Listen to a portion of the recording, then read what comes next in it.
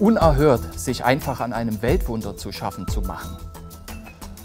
Deutsche Hobbyforscher schädigen Pyramide. Chemnitzer raubt Krümel aus Cheops-Pyramide. Forscher meißelt am Pharaonengrab. Hausverbot in Gizeh. In Ägypten ist man empört und will Interpol einschalten. Und am schönsten finde ich ja die Schlagzeile: Ägypten jagt Abenteurer aus Sachsen. Ja, und mit diesen Schlagzeilen heiße ich Sie herzlich willkommen bei einem neuen Gespräch. Diesmal bei mir im Studio zu Gast Dr. Dominik Görlitz. Ja, wer ist denn dieser Abenteurer aus Sachsen, den Interpol letztes Jahr beinahe durch ganz Europa gejagt hätte? Also diesem Abenteurer und Kriminellen bin ich eigentlich nie begegnet, denn ich leite seit über 20 Jahren das Abora-Projekt, was sich der Erforschung der Altertümer natürlich auch in Ägypten verschrieben hat. Wir sind also nur mehr als ein wissenschaftliches Hochseeabenteuer, das mit Abora versucht zu zeigen, dass Globalisierung und Internationalismus eine Erfindung der Vorzeit sind. Also Kulturen waren schon immer international, Kulturen haben sich immer ausgetauscht. Insofern steht auch die Frage bisher ungelöst in der Archäologie: Haben die verschiedenen pyramidalen Bauwerkstrukturen auf der Erde nicht doch vielleicht irgendeinen kulturellen Zusammenhang, obwohl das noch lange nicht abschließend erforscht ist?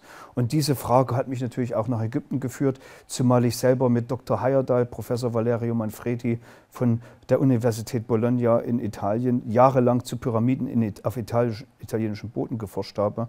Und so bin ich halt wie die Jungfrau zum Kinde über Stefan Erdmann wieder nach Ägypten gekommen. Ja, wir haben ja schon mehreres filmisch auch zusammen gemacht. Ein Film Ungelöste Rätsel der Entdeckergeschichte haben wir vor einigen Jahren zusammen gemacht.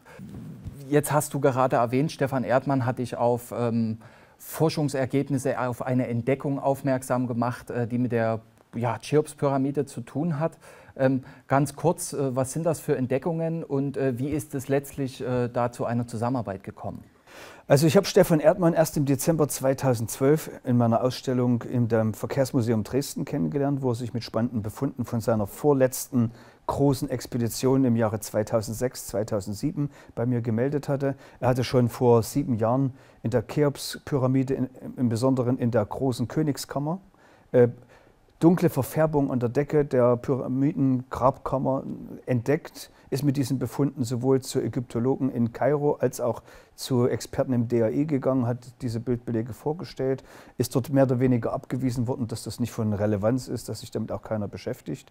Ich bin Experimentalforscher, Naturwissenschaftler und beschäftige mich seit meinen frühesten Beinen an mit den technischen Errungenschaften der Innovation früher Kulturträgern. Als ich diese 18 Verfärbungen auf 9 Granitbalken fand, die also sich gegenüberstanden, die eine regelmäßige Größe, ein regelmäßiges Aussehen, eine regelmäßige dunkle Verfärbung hatten, hat mich eigentlich Stefan Erdmann durchaus überzeugt, dass das ein technischer Hinweis sein könnte, möglicherweise auf den Bau, möglicherweise vor der Errichtung der Pyramide.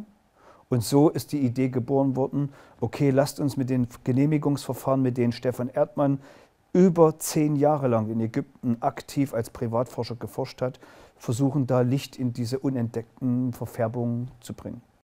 Genau, und das war ja dann auch sozusagen der Anlass für ein neues geplantes Filmprojekt, das wir uns gedacht haben, vor allen Dingen ich als Filmemacher, der das Thema Pyramiden ja auch schon immer wieder mal aufgegriffen hat. Ich selber bin sehr fasziniert von dem Gizeh-Plateau an sich, dass wir uns gedacht haben, darüber müssen wir einen Film machen, über diese komischen Verfärbungen an der Königskammer mit der Grundfrage, was ist das? Ja, und dieses Bauwerk wartet seit 5000 Jahren auf seine Dechiffrierung, das muss man erstmal so ganz klar sagen.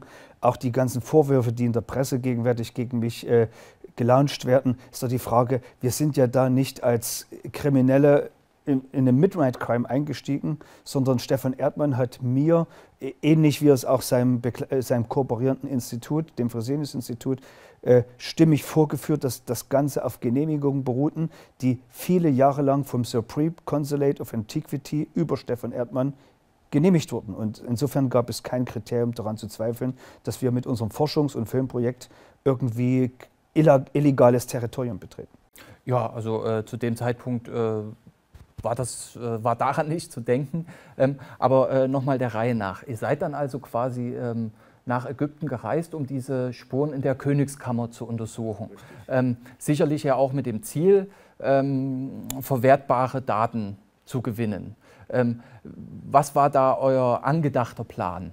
Vielleicht könnten wir auch, um für die Zuschauer das mal begreiflich zu machen, noch einmal einen Schritt zurückgehen in das Jahr 2012, als wir uns kennengelernt hatten. Denn ich muss auch noch mal ganz klar für mich persönlich ganz klar attestieren, ich hätte bis Dezember 12 nicht geglaubt, dass sowas möglich ist, so eine Privatforschung. Ich hätte nie gedacht, dass das offiziell möglich ist, dass man sich gegen Geld dort Genehmigungen kaufen kann, egal was man dann damit macht.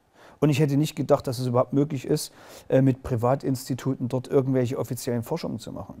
Das möchte ich erstmal als Präambel ganz vorne hinstellen. Diese Sachen sind gemacht worden, die sind veröffentlicht in Deutsch und Englisch.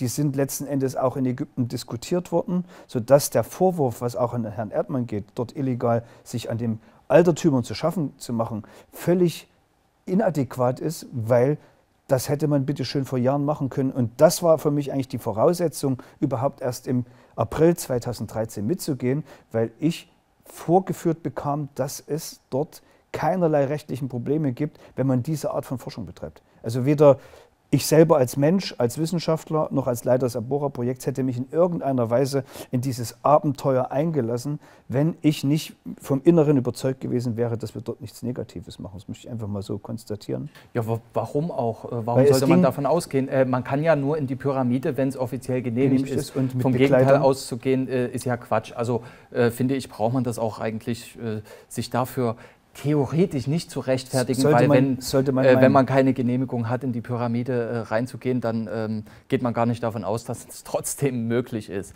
Also von daher, ihr hattet eine ganz offizielle Genehmigung. Wie gesagt, in der Tradition zu den vorangegangenen Forschungsprojekten hat Herr Erdmann über seinen Touroperator, der also ausgewählt vom Staat Ägypten ist. Nicht jeder Reiseführer sozusagen kann da eine Genehmigung beantragen. Das sind speziell ausgebildete, akkreditierte Touroperator, wie sie bezeichnet werden. Der hat in unserem Auftrag die Genehmigung für unsere Untersuchung beantragt.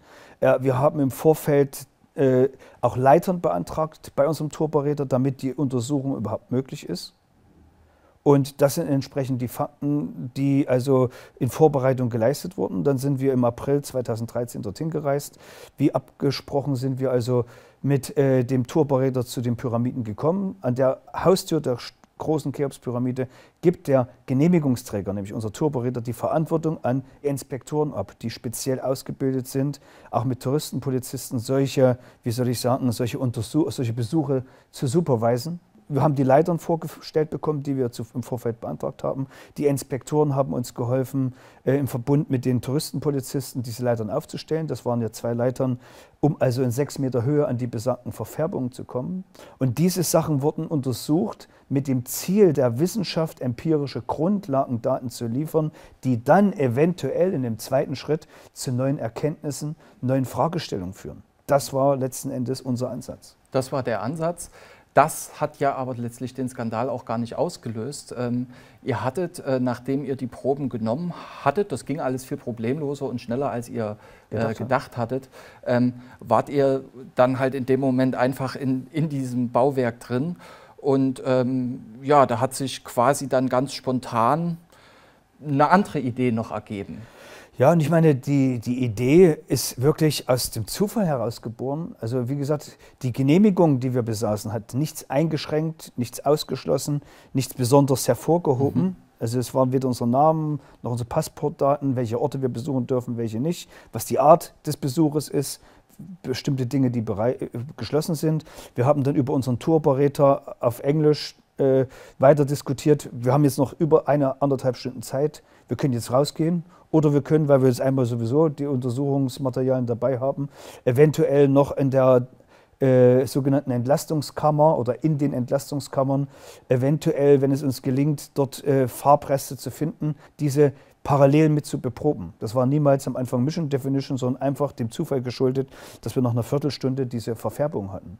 Und wir hatten es gar nicht erwartet, aber uns hat der leitende Inspektor gesagt, ja, ihr habt noch 1,5 Stunden Zeit. Es gibt, wenn ihr so eine Genehmigung habt, keine Einschränkungen. Ihr könnt überall hin, ihr könntet auch in die kleine Königin-Kammer. Nein, so wir wollen, wenn dann schon, hoch aufsteigen und versuchen, dass wir da was bekommen. Und dann hat man uns abermals geholfen, die Leitern auseinanderzubauen, neu anzustellen, aufzusteigen. Ich kann nur sagen, sie kommen nicht einfach in 9 Meter Höhe in der obersten Ecke der großen Galerie dorthin, ohne Unterstützung und Assistenz der dort tätigen Inspektoren, die haben uns geholfen. Und nicht, weil die wussten, wir sind Verbrecher, sondern weil die wussten, wir sind Privatforscher, wir machen hier empirische Grundlagenforschung. Und so ist uns der Aufstieg genehmigt worden. Wenn der Inspektor gesagt hätte, Herr Dr. Görlitz, das geht nicht, das hätten Sie besonders beantragen müssen, hätten wir gesagt, okay, Sachen zusammenpacken, Dankeschön, wir gehen jetzt. Vielleicht erklären wir kurz vorher, worum es sich dabei eigentlich handelt. Dazu muss man die Entdeckungsgeschichte der Entlastungskammer kennen. Vielleicht können wir die in 3, 4 Sätzen kurz zusammenfassen. Also die sogenannten Entlastungskammern sind statisch massive Bauwerke, die sich oberhalb der sogenannten Grabkammer befinden. Das beginnt so auf Höhe von 60 Metern und endet knapp 20 Meter darüber. Diese Kammern sind relativ spät durch 2 Engländer entdeckt worden.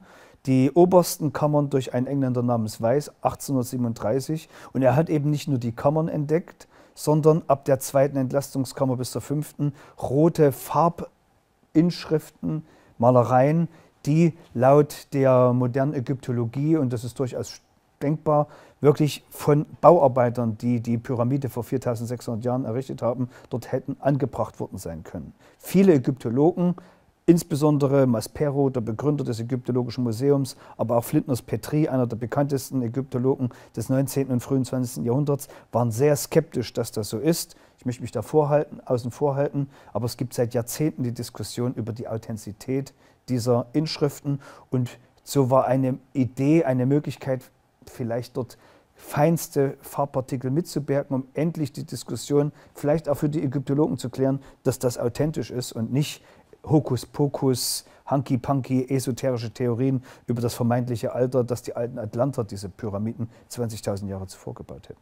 Ja, also Howard Weiss hat 1837, muss man ja dazu sagen, sich mit Sprengstoff erst sozusagen oberhalb der Königskammer durchgearbeitet und ja überhaupt diese Entlastungskammern, zumindest die 2., 3., 4., 5., die erste hatte man ja kurz vorher schon entdeckt, quasi erst zugänglich gemacht. Und er hat ja dann auch parallel zu seiner Entdeckung der Entlastungskammern an sich auch gleich noch die Entdeckung von mit roter Farbe gezeichneter Hieroglyphen, welche sich genau in den von ihm freigelegten Kammern befindet. In der untersten findet man diese rote Farbe nicht. Soweit ich weiß nicht. Und man muss eben dazu sagen, diese sogenannten Weißmalereien sind eben sehr ungelenk. Das sind also Hieroglyphen, die auf dem Kopf stehen.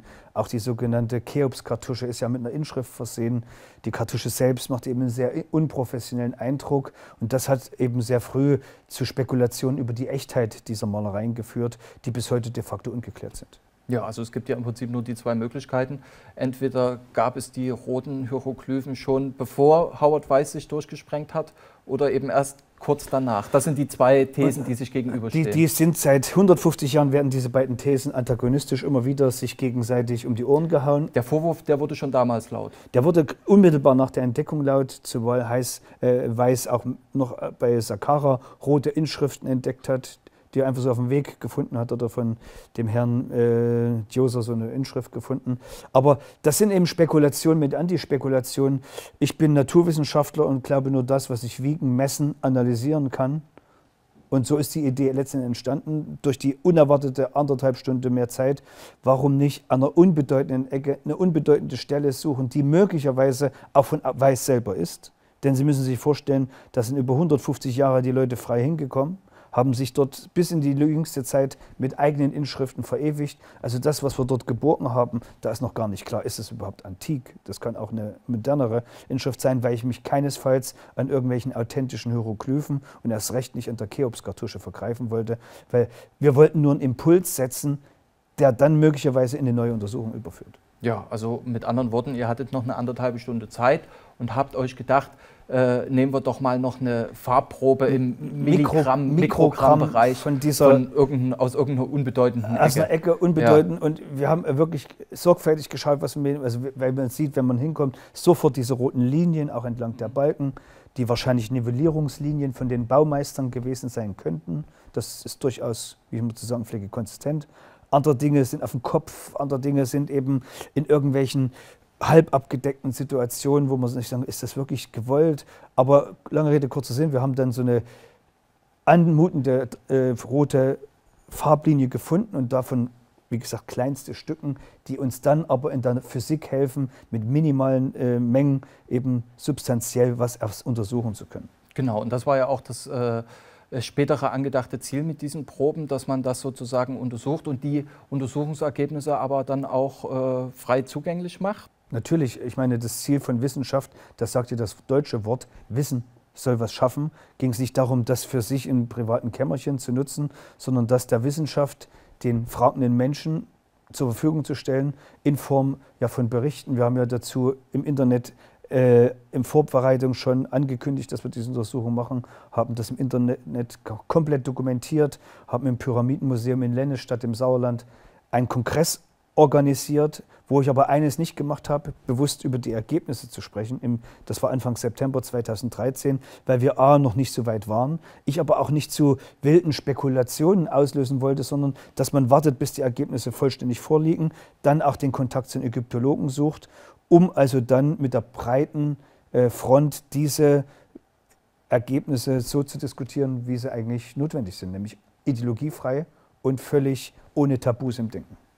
Genau, und als publizistische Unterstützung war ja auch unser Film unter dem Arbeitstitel Das Cheops-Projekt angedacht, wo wir einen Trailer auch uns im Oktober 2013 bei diesem Kongress auch vorgestellt haben.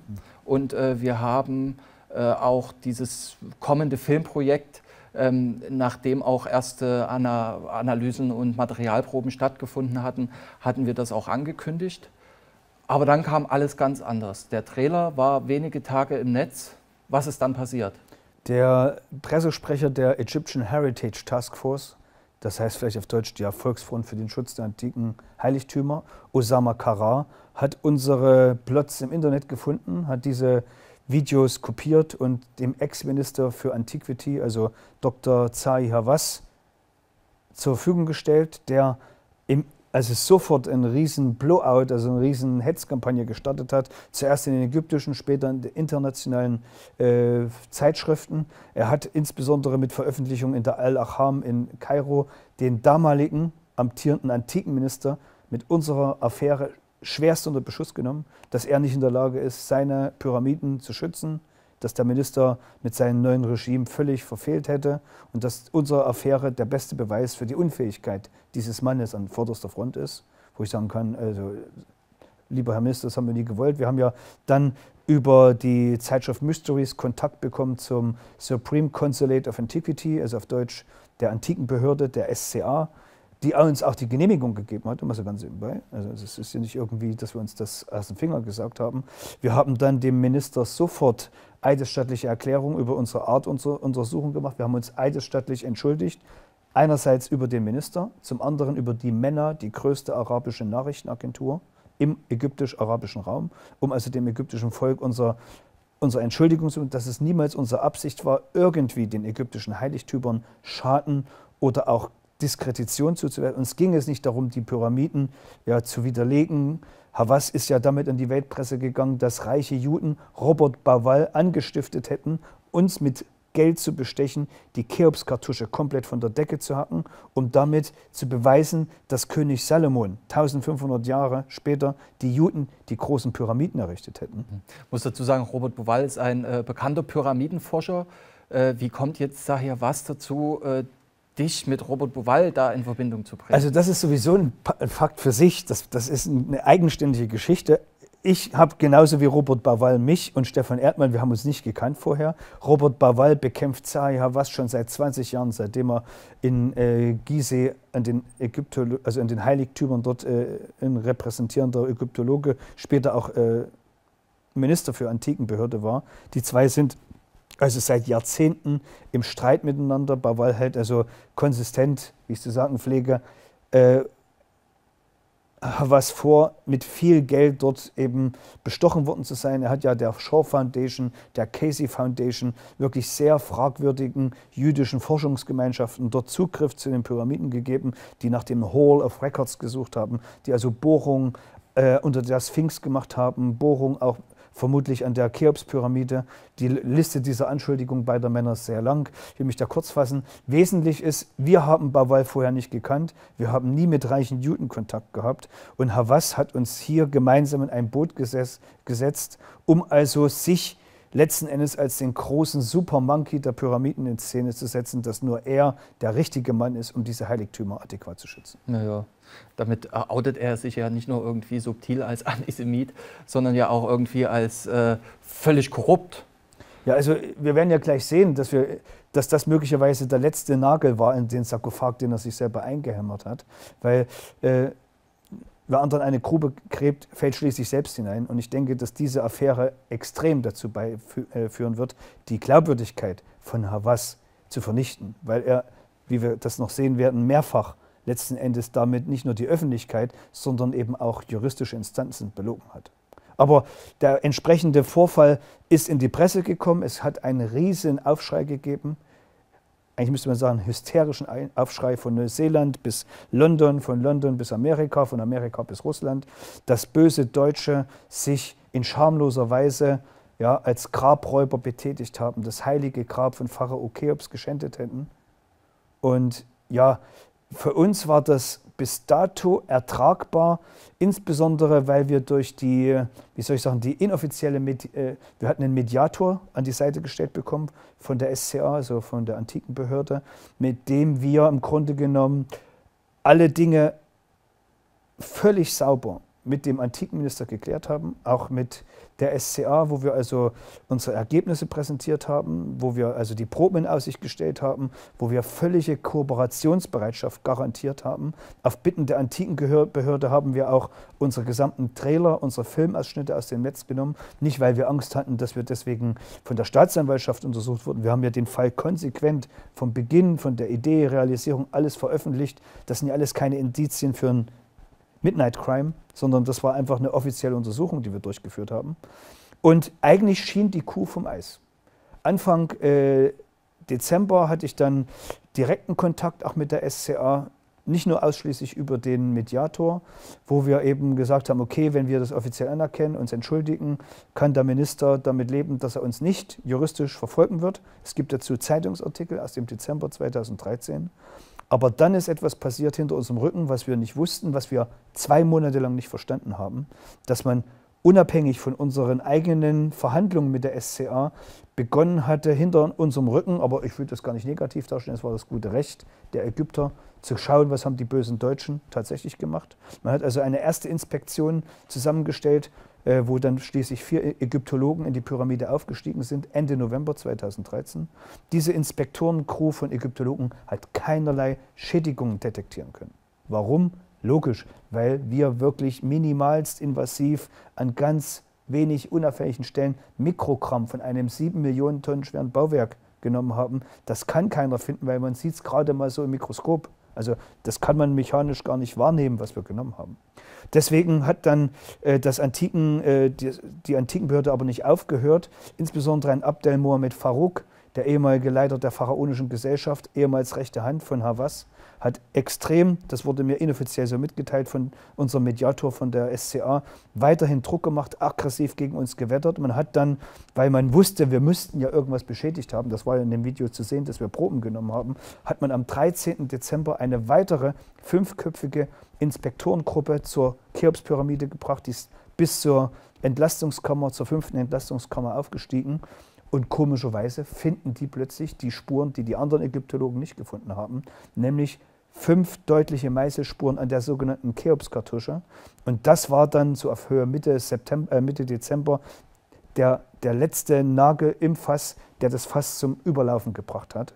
Dass dann klar war, die Deutschen haben uns belogen, die Deutschen haben die Unwahrheit erzählt, Havas hat recht, die Deutschen haben sich tatsächlich an der Cheops-Kartusche vergangen. Und das war für uns alles im Bereich Ende 2013, Anfang 2014 alles nicht mehr nachvollziehbar, weil wir hatten ja dem Minister offen unsere Bilder gezeigt. Die Tapes hatte er ja sowieso schon, weil wir haben ja alles ins Internet gestellt. Wir haben die Proben fotografiert, übergestellt. Wir haben alles erklärt, warum, was, wie gemacht wurde. Und man hat aber nicht locker gelassen, uns wieder und wieder diese Beschädigung der Cheops-Kartusche vorzuhalten. Erst im Januar 2014 bin ich durch den Sprecher der Egyptian Heritage Task Force, Osama Karar, ins Bild gesetzt worden, dass man nämlich 2013, am 13. Dezember, diese Meißelspuren gefunden hat und dass daraufhin der Minister entschieden hat, doch ein Gerichtsverfahren zu eröffnen, um uns für diese Schandtat juristisch zur Bank zu führen, um uns dafür zu bestrafen. Ja, also man sieht auch auf diesen Beweisbildern ganz eindeutig, dass von der Cheops-Kartusche an 5 Stellen, mindestens 5 Stellen abgemeißelt wurde. Aber du warst das ja nicht, das weißt du ja selber. Ich habe vor der Kartusche gestanden. Und nicht nur, weil ich mir nicht diesen Schuh anziehen will, sondern weil das sind so viele rote Schmierereien. Es wäre völlig sinnlos gewesen, diese Kartusche zu beproben, wenn doch viel untergeordnete Malereien zu demselben Ergebnis kommen. Dafür muss ich ja noch nicht dieses wirklich kulturhistorisch wichtige, bedeutsame Relikt anfassen. Ja, aber jetzt stellt sich natürlich die Frage, wer hat da wann und aus welchem Grund drin rumgemeißelt? Jetzt hast du selber gesagt, du standest vor der Kartusche. Sind dir da diese Meißelspuren schon aufgefallen? Nein, wir hatten viel zu wenig gutes Licht. Man muss es eben wirklich richtig ausleuchten. Und außerdem, wir hatten es ja schon 1,5 Stunden, wir hatten also überhaupt keine Zeit, dort diese Kartusche umständlich zu untersuchen, was auch gar nicht unser Hauptziel war. Es ging einfach darum, eine unbedeutende Malerei zu finden, die möglicherweise in diesem Bereich passt und diese dann durch kleinste Farbsplitter also eben Proben zu gewinnen, die wir später in Deutschland untersuchen lassen. Der Punkt ist aber, und das ist wichtig, woher wollten die Inspektoren der zweiten Inspektion wissen, dass da Beschädigungen da waren, während das andere Inspektorenteam ja keine gefunden hatte. Wir haben einen Zeitungsartikel vom 10. Dezember, wo Mohammed Ibrahim, der damalige Minister, sagt, Hawass, lehn dich nicht so weit aus dem Fenster raus, wir wissen, dass die Kartusche möglicherweise beschädigt ist. Und das schon seit 2006. Dieser Artikel liegt vor von den Zeitungen Kairo. Das war so ein erstes Indiz für Robert Bauval und mich. Also Robert Bauval hat sich nach diesem riesen Blowout bei mir gemeldet und ich musste Robert Bauval genauso wie dem Minister Ibrahim eidesstattlich auch mit Stefan Erdmann zusammen erklären, dass wir voll ehrenhaft dort rein sind. Und daraufhin hat Robert Bauval mir seine Unterstützung zugesichert, Befunde zu generieren, die uns möglicherweise von dem Vorwurf freisprechen. Ja, also aufgrund dieser unangebrachten Hetze, sag ich ja was, gegen Robert Bauval, der damit ja erstmal gar nichts zu tun hatte, hat sich Robert Bauval bei dir gemeldet und das hat letztlich zu sehr viel Aufklärung wiederum beigetragen. Wie kam es dazu? Naja, ich meine, Hawass hatte ja Robert Bauval offiziell beschuldigt, Mitglied dieser Verschwörung zu sein, um diese Pyramide umzudatieren. Nachdem wir Robert Bauval klar attestieren konnten, dass wir keinerlei Absicht hatten und das alles nicht gemacht haben, hat Bauval seine Kontakte im Bereich der Ägyptologie mit geöffnet, um also uns Belege zu generieren, die eventuell zeigen, dass wir nicht die Täter an dieser Kartusche waren. Denn die Spuren, die insbesondere Dr. Monika Henner, also eine Ägyptologin aus Kairo, zutage geführt sind, ja unwiderlegbar. Man sieht es ganz klar, 5 Meißelspuren an dieser Kartusche. Die Frage ist nur, ja, wer hat das gemacht? Wir wussten ja, dass wir es nicht waren. Also ihr habt über Robert Bauval ein Foto von Robert Schoch aus dem Jahre 2006 zugesandt bekommen, auf dem diese Beschädigungen der Cheops-Kartusche schon zu sehen waren. Richtig. Mit diesem Fotobeweis seid ihr doch jetzt eigentlich aus dem Schneider. Dachten wir, denn wir haben dann dieses Foto umgehend dem Minister als auch auf Facebook hochgeladen. Aber es hat keine 24 Stunden gedauert, dann wurde uns die Nutzung dieses Bildes verboten, weil dieses Bild gar nicht von Professor Schoch selber stammt. Sondern? Von seiner damaligen Freundin, einer Ägyptologin namens Dr. Colette McDowell, die also mit Amtsbescheid uns die Nutzung ihres Bildes untersagte, weil sie sich auf die Seite der Ägyptologen meinte, dass wir nicht mit ihren Materialien uns einfach von dem Vorwurf der Beschädigung der Kartusche freimachen können. Und wie ging es dann weiter? Ja, es war ein weiterer Anruf notwendig nach Boston und glücklicherweise hat der Universitätsprofessor sorgfältige Bilddateien, hat dann beim zweiten Mal genauer nachgeschaut, hat dann wirklich ein Bild aus dem Dezemberbereich 2006 uns geschickt und so konnten wir erstmals gegenüber der SCA zeigen, Leute, hier stimmt was nicht, hier sind deutlich Spuren von der Kartusche dran, also von der Beschädigung. dachten wir zumindest. Und als ich am nächsten Morgen das Bild öffnete, bin ich fast von meinem Computertisch gekippt, hatte also fast einen Computerabsturz, weil da waren keine Beschädigungen. Ein zweites Mal hatte Professor Schoch nicht sorgfältig nachgeschaut, welches Bild er in den Anhang kopiert hat und hat mir nicht ein Bild von 2006 kopiert. Und auf diesem Bild waren keine Beschädigungen. Ja, und zu diesen Bildbeweisen haben wir jetzt Robert Bauval persönlich via Skype dazugeschaltet. Robert, can you tell us about these pictures which you get from Robert Schoch? Yes, Robert Schoch, rather Dr. Robert Schoch from Boston University, is an old friend of mine, and I knew that he had visited the Great Pyramid and entered the relief chambers above the King's Chamber several times. Once in 2003 and another time in 2006. So in view of the fact that we had an official pictures from the antiquity inspectors that they took on the 17th of December of 2013, on these pictures it was noted that there was a few scratches on the cartouche. It was therefore very important to see if those scratches were there before. So Robert Schoch very kindly sent us a picture with a statement from himself confirming the authenticity of these pictures.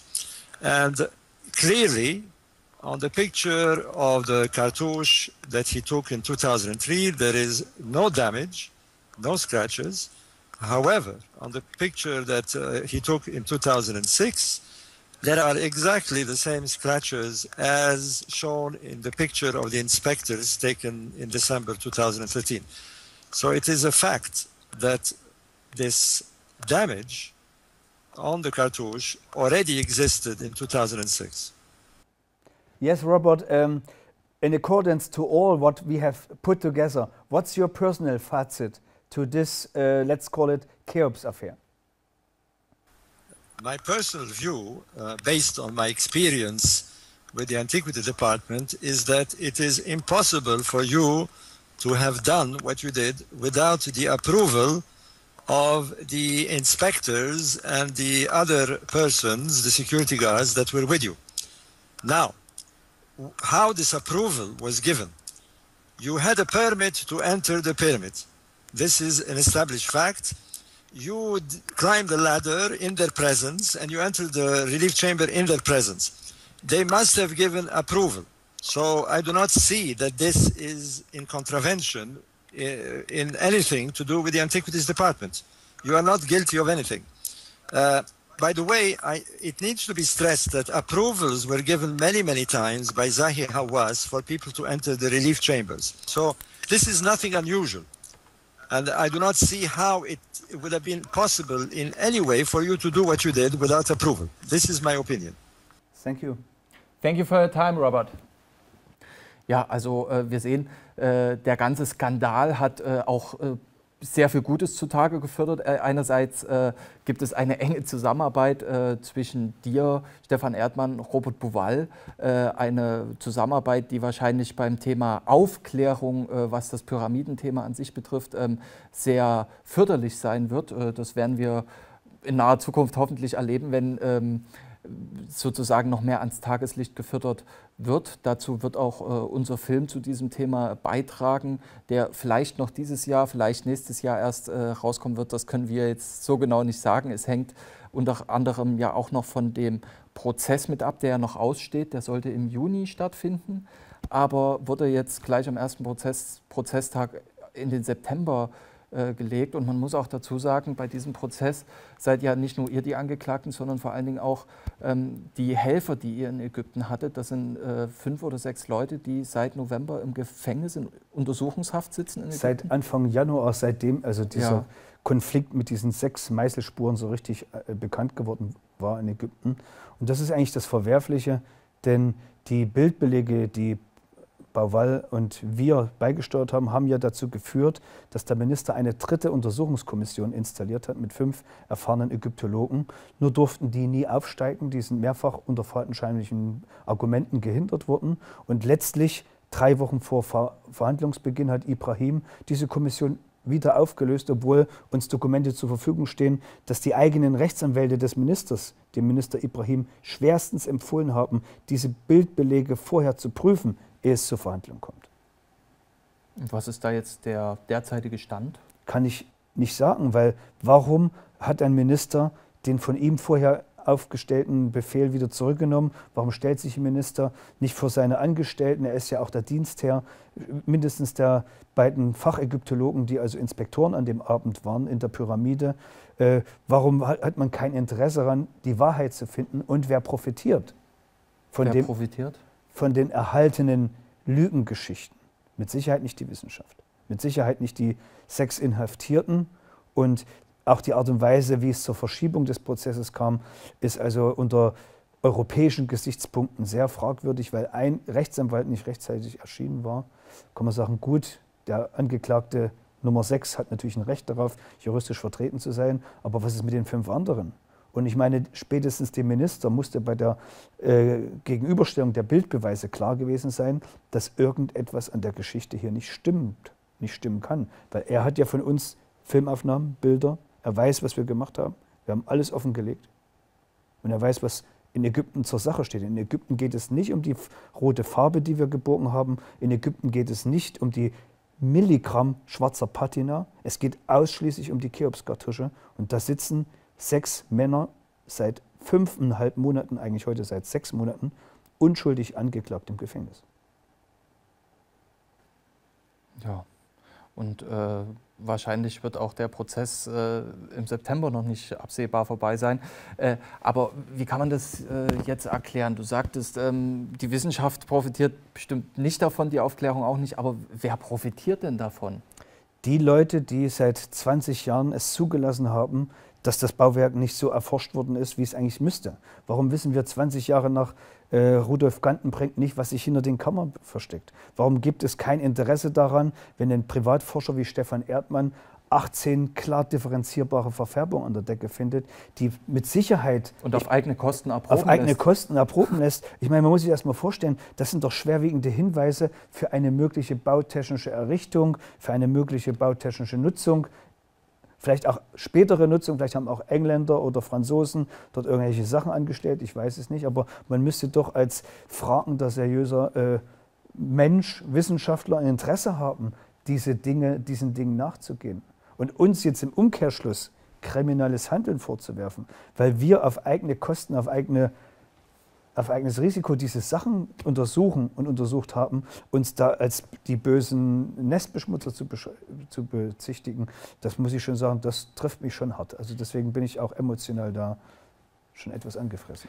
Die Empörung ist ja auch nicht nur da wegen der Aktion an sich, sondern ihr werdet ja auch von großen, namhaften deutschen Medien wie dem Spiegel der Welt, der Zeit, dem Fokus, den Stern und so weiter mehr oder weniger als esoterische Hobby-Archäologen bezeichnet, die nicht wissen, was sie tun, unter völliger Ignoranz jeglicher Fakten. Und es hat euch jemals eine große Zeitung, es haben ja alle über euch berichtet, ne? Es gab auch Interviewfragen, aber habt ihr jemals die Frage gestellt bekommen, was eure Intention ist? Und hat sich jemals jemand für die Ergebnisse der Materialanalysen interessiert? Die Ergebnisse waren schon also die Frage wurde uns schon gestellt, aber das ist eben, wir haben 7 Monate diesen ganzen Hokuspokus toleriert, akzeptiert, in Absprache mit der antiken Behörde. Und wir haben also eben deswegen ja auch Stillschweigen vereinbart über die Ergebnisse, dass wir die irgendwann, wenn die juristischen Fakten geklärt sind, mit den ägyptischen Spezialisten, ich sage nicht mit den deutschen Ägyptologen, aufklären. Aber das, was in den Medien stattfindet, ist eine diffame Verleumdung. Weil hier geht es ja nicht mehr um den Akt des Untersuchungs, hier geht es nicht mehr um den Akt, dass wir eine Genehmigung hatten, hier geht es nicht um den Fakt, dass wir Inspektoren hatten, die uns supervised haben, sondern es geht darum, dass man uns vorwirft, dass wir auf egoistische Weise, auf kriminelle Weise Proben zutage gefördert haben, um zum Schaden der Wissenschaft, zum Schaden der Menschen, der Menschlichkeit, also auch der ägyptischen Heiligtümer, ist ja nicht ohne Grund in einem UNESCO-Bauwerk. Das kann ich sagen, ist absurd. Also jeder, der sich mit uns beschäftigt, mit Arbora beschäftigt, mit den Forschungen, die ich als Arbora-Leiter über 20 Jahre geleistet habe. Ich würde doch nie als Schüler Thor Heyerdahl's nach Ägypten reisen, solche Sachen machen, wenn es nicht für die Wissenschaft wäre, für die Erforschung der Altertümer. Und die Welt muss wissen, was dort entdeckt wurde. Weil die Welt eben einen Anspruch darauf hat, zu wissen, was die antiken Kulturen so unglaublich innovativ gemacht hat, aber auf der anderen Seite auch so schwach und verletzlich, dass letzten Endes die große ägyptische Hochkultur seit der Errichtung der großen Cheops-Pyramiden nichts Eloquentes nachzusetzen hatte. Jetzt kann man natürlich vermuten, wir sind ja keine Verschwörungstheoretiker, aber wenn wir uns das jetzt irgendwie erklären wollen, ein Erklärungsmodell suchen wollen, könnte es vielleicht sein, wenn wir davon ausgehen, es hat zwischen 2004 und 2006 Materialproben ja offensichtlich gegeben. Sprich, irgendjemand ist schon mal vorher auf die Idee gekommen, hat das aber anders als ihr eben nicht öffentlich gemacht, weiß aber ganz offensichtlich auch über die mehr Brisanz. Über die Brisanz Bescheid.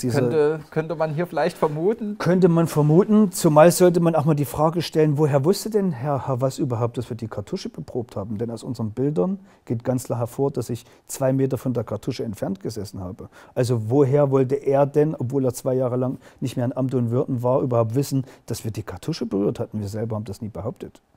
Und warum geht das erste Inspektorenteam hoch, findet nichts? Das zweite findet aber mit der Sicherheit einer Gewehrkugel im Lauf. Die haben konkret gesucht, die wussten, wo sie suchen müssen. Ja. Und deswegen hat ja auch Monika Henner, ohne ihr was Böses zu unterstellen, logischerweise dann diese 6 Meißelspuren detektiert. Warum? Und warum hat ein Minister dann, nachdem wir ihm zeigen, dass die schon im Jahre 2004 oder 2006 entstanden, kein Interesse daran, seinen ärgsten Kritiker, nämlich Havas, der ihn ja schwerstens unter Bedrängnis gebracht hat, mit diesen neuen Befunden zu attackieren, um sich auch dem Vorwurf der unterlassenen Fürsorgepflicht freizuschießen, weil diese Meißelsproben gemacht wurden, als Havas Oberinspektor im Gizeh-Plateau war und Antikenminister. Ja, das Mysteries-Magazin ist ja auch noch eine nette Randanekdote bei dieser Geschichte. Der Chefredakteur des Mysteries-Magazin war nun ausgerechnet an jenem Tag als Tourist und Reisebegleiter in der Cheops-Pyramide zu Gast, als dieser Skandal in Ägypten hochkam. Und er war sozusagen live vor Ort und war sozusagen einer der Ersten, der auch die Regression zu spüren bekommen hat, als man an diesem Tag sagte, was, deutsche Pyramide, nein, nicht mehr, raus und so weiter. Seitdem muss man ja auch sagen, das ist leider, muss man sagen, dass ihr mit dieser Aktion leider auch dazu beigetragen habt, dass es jetzt natürlich nicht mehr so einfach ist. Aber es sagt natürlich auch sehr viel aus darüber, ob man in Ägypten überhaupt wirklich gewillt ist, noch was über dieses Bauwerk herauszufinden oder ob man es lieber dabei belassen möchte. Es ist Cheops Grab, aus, Ende der Diskussion. Ja gut, es zeigt ja die Wissenschaftsgeschichte, dass solche Versuche immer zum Scheitern verurteilt sind, wenn irgendwelche, sage ich mal, höhere Kräfte, politische Kräfte versuchen, Wahrheiten zu verschweigen. Das ist nur eine Frage der Zeit. Aber was dieses übertriebene Schutzverhalten jetzt zutage läuft, ist einfach ganz klar. Man kann das ja moralisch nicht gut bewerten, was wir möglicherweise gemacht haben. Also man kann es immer von verschiedenen Seiten sehen. Wir sagen das Establishment, also die alteingesessenen Ägyptologen sagen, Leute, das geht so nicht. Ich habe mir von Stefan 8 Genehmigungen vorlegen lassen, um für mich zu checken, ist das rechtens? Und warum hat eine SCA und gerade ein Herr Vass, der sich hinstellt in Amerika, in Europa, er hätte nie Nicht-Ägyptologen Genehmigungen ausgestellt. Das hat er seinerzeit mit Rudolf Gantenbrink gemacht und er hat 1999 persönlich Stefan Erdmann getroffen. Er hat ihm persönlich mündlich die Genehmigung gegeben, in den Osiris-Schacht einzusteigen, wo nie ein Nicht-Ägyptologe hinkommt. Er hat persönlich Stefan Erdmann mit anderen Leuten bekannt gemacht, auch sein Turboräder, der ein enger Bekannter von Havas war. Also keiner kann sich hinstellen von der SCA, man hätte den Herrn Erdmann nicht wenigstens mal gesehen oder gekannt.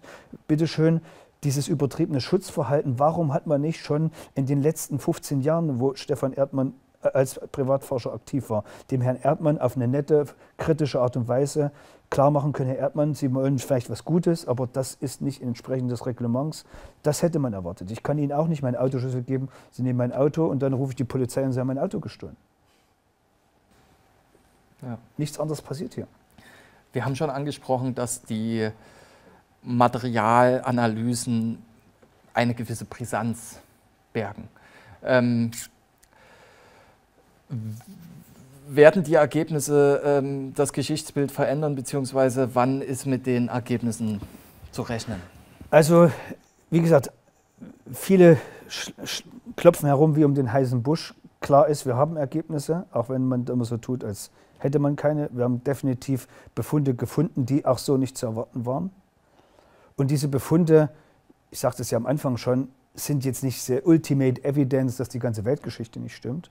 Aber sie liefern einen schwerwiegenden Befund dahingehend, dass wir möglicherweise davon ausgehen können, dass das technische Vermögen der frühbronzezeitlichen ägyptischen Kultur höher war, als es eben leider durch den Mangel von archäologischen Belegen bisher nicht möglich war, das nachzuweisen.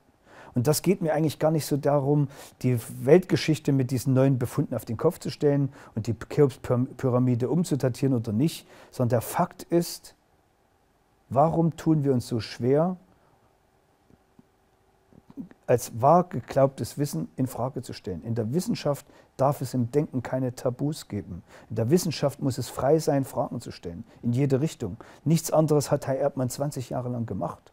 Und ob man das gut findet, ob er davon ausgeht, dass die Pyramide kein Grabmal war, sondern ein technisches Bauwerk, oder ob man das nicht gut findet, das gehört in den Bereich der Moral, aber nicht in den Bereich der Wissenschaft. In der Wissenschaft muss es erlaubt sein, quer zu fragen.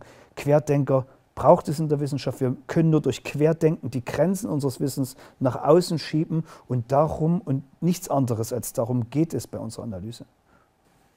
Genau, und dem Querdenken hat sich ja auch Nuviso Filmproduktion verschrieben, und deswegen wird es dazu wahrscheinlich gleich 2 Filme geben. Ja, einmal zu den Ergebnissen und Untersuchungen, was ihr ursprünglich angedacht habt zur Königskammer. Das ist ja jetzt etwas, worüber wir jetzt fast gar nicht geredet haben, über diese Befunde. Ja, und dann natürlich auch die Befunde ja, wie die Gesellschaft aus der Entlastungskammer, ist ja auch ganz interessant. Da gibt es, wie gesagt, Befunde, man kann sie brisant nennen. Sie werden auf jeden Fall der Wissenschaft dienlich sein. Es sind keine Nullbefunde in dem Sinne. Das kann man, glaube ich, schon mal verraten. Das kann man auf jeden Fall verraten. Und ja, wir sehen uns dann in den nächsten Wochen bei den weiteren Dreharbeiten. Ja, und Ihnen, liebe Zuschauer, danke ich für Ihre Aufmerksamkeit. Tschüss und bis zum nächsten Mal.